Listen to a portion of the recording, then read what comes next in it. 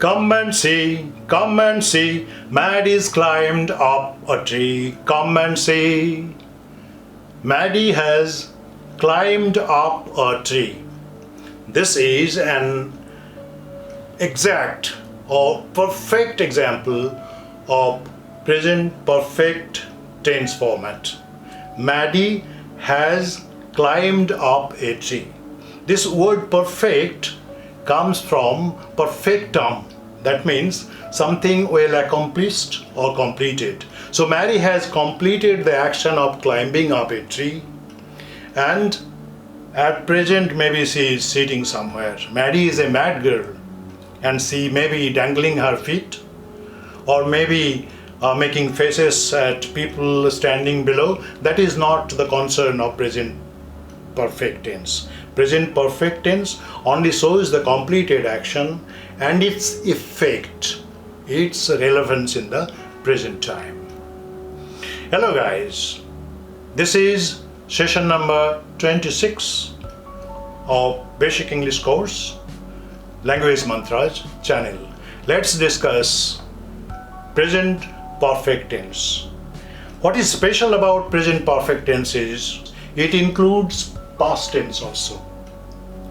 But remember, this recent past tense where the initiation of action takes place, and in the present tense we feel the relevance of the past action. That's all. So something is done in the past tense, in the past time, and we feel the result or its consequence in the present time. This is all about present perfect tense. But remember one thing, when we are speaking of past tense, this past tense must be unspecified past. You cannot just specify the past time. You cannot say, I have met my mother yesterday. Present perfect tense does not allow this.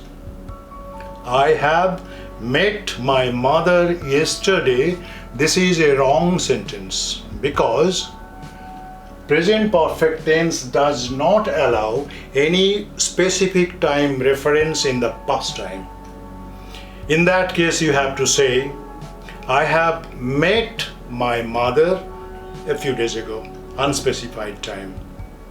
Or I met my mother yesterday, past, simple past tense. So this is possible. You must remember this. This is one important aspect of the present perfect tense. So present perfect tense includes both past tense, recent past and present.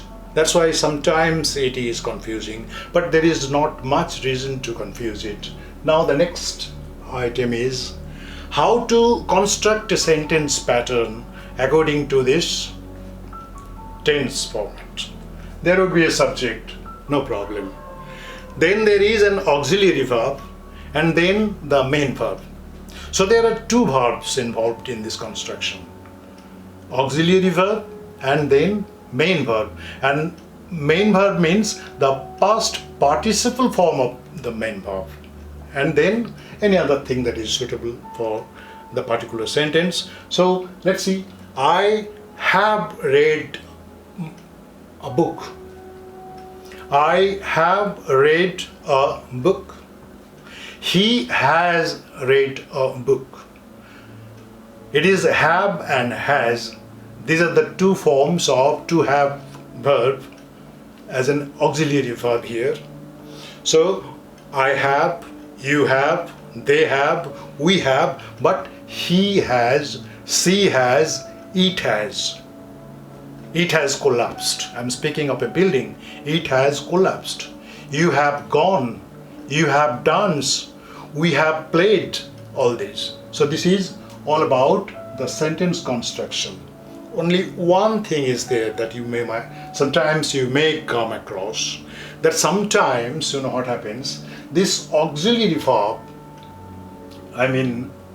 have verb, may be replaced by to be verb, exceptional case.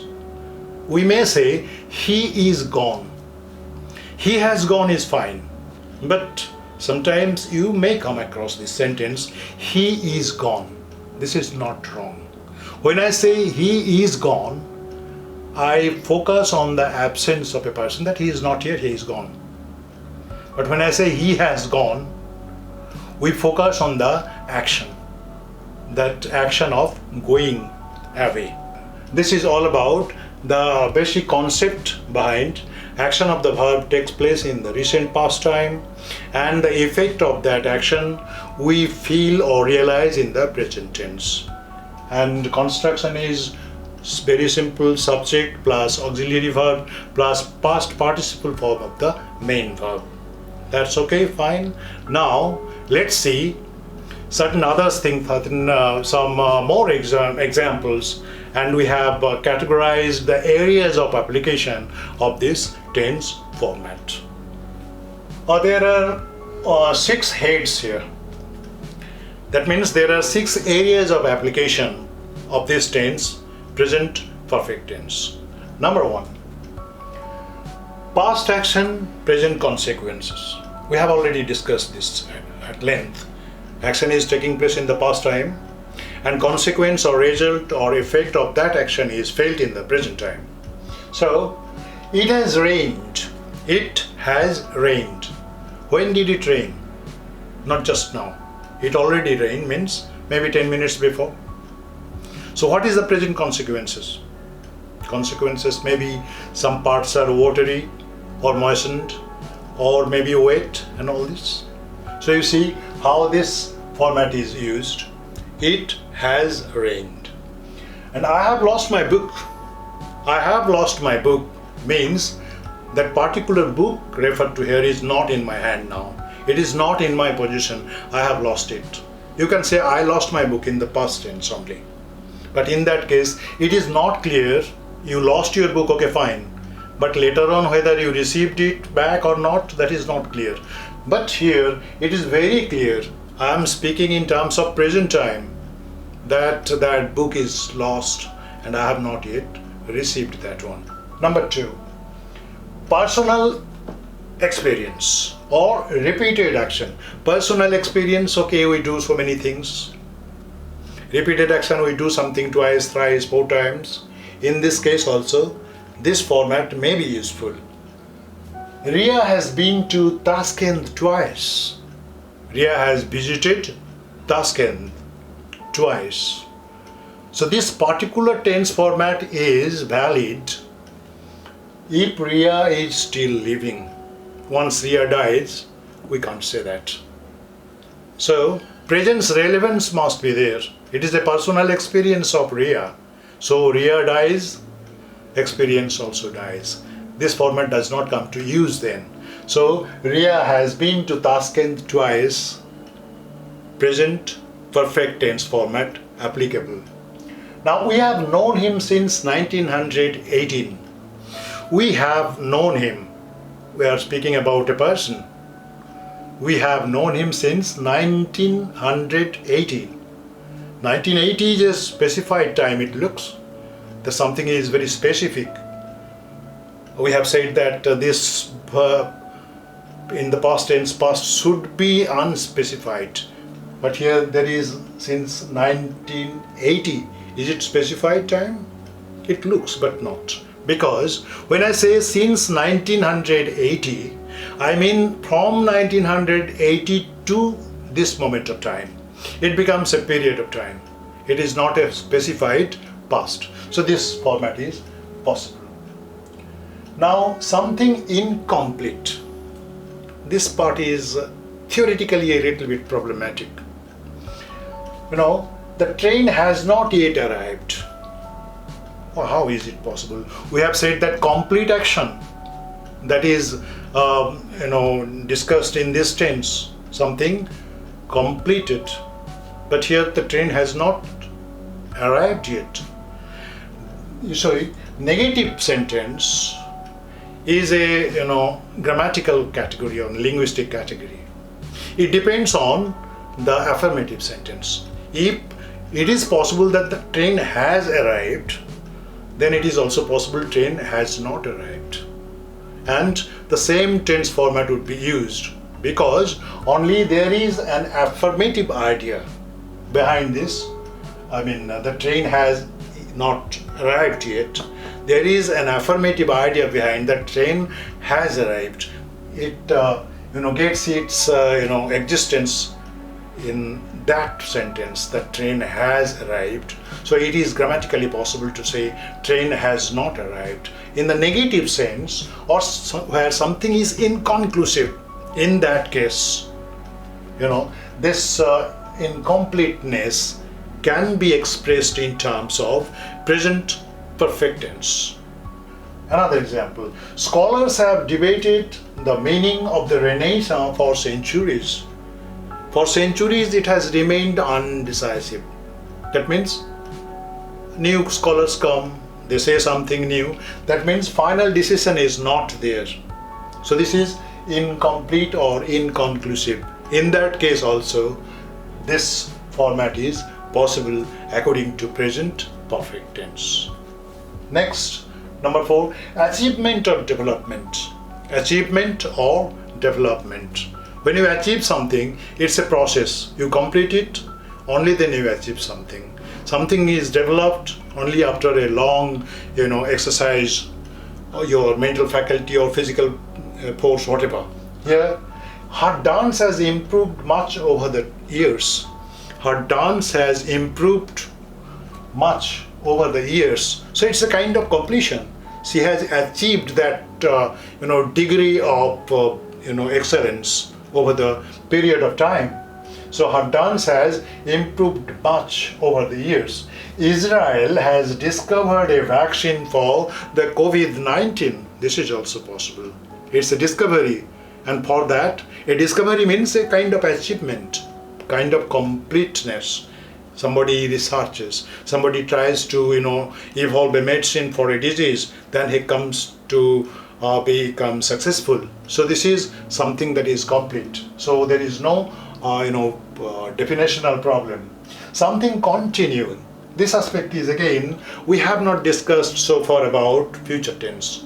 We have told that this particular format of tense very much, includes two tenses, past tense and present tense. And future tense is almost not mentioned here. But sometimes future tense is indicated if not mentioned. Here are examples. Dr. Kitty has always guided me. What does it mean? Dr. Kitty has always guided me. It means she did it in the past time, she does it in the present time, and it is expected that she would do it or she will do it in future time also.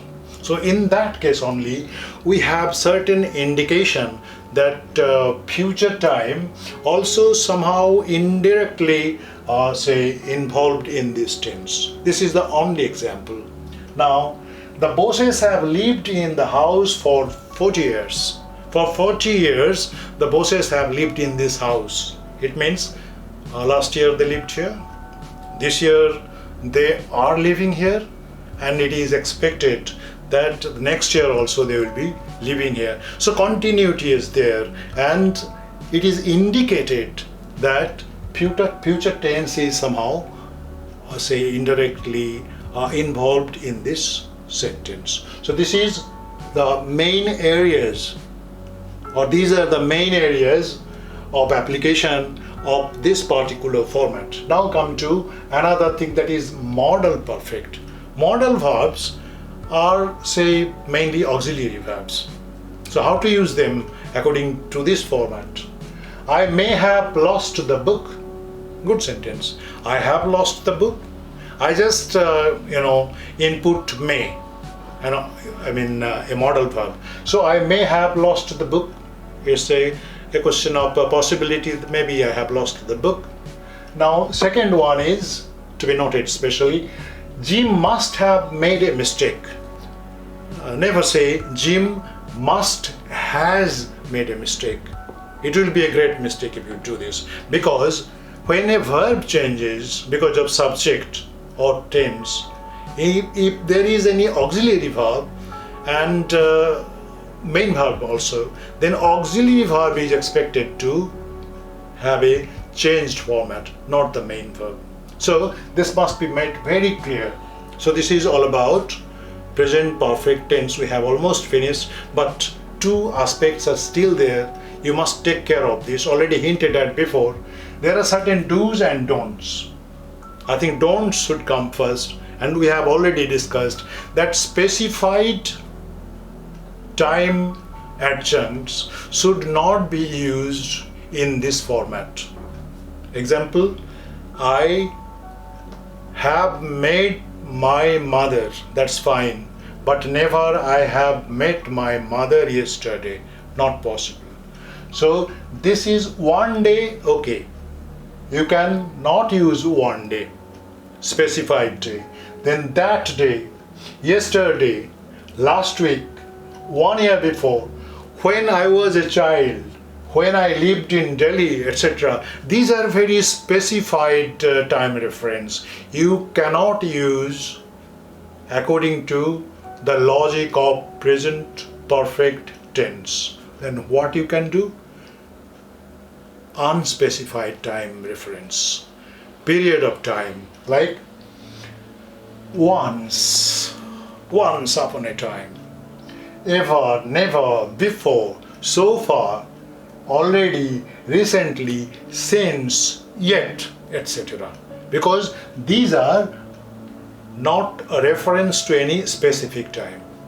So this can be used safely. So I think I have been able to make some sense of this present perfect tense.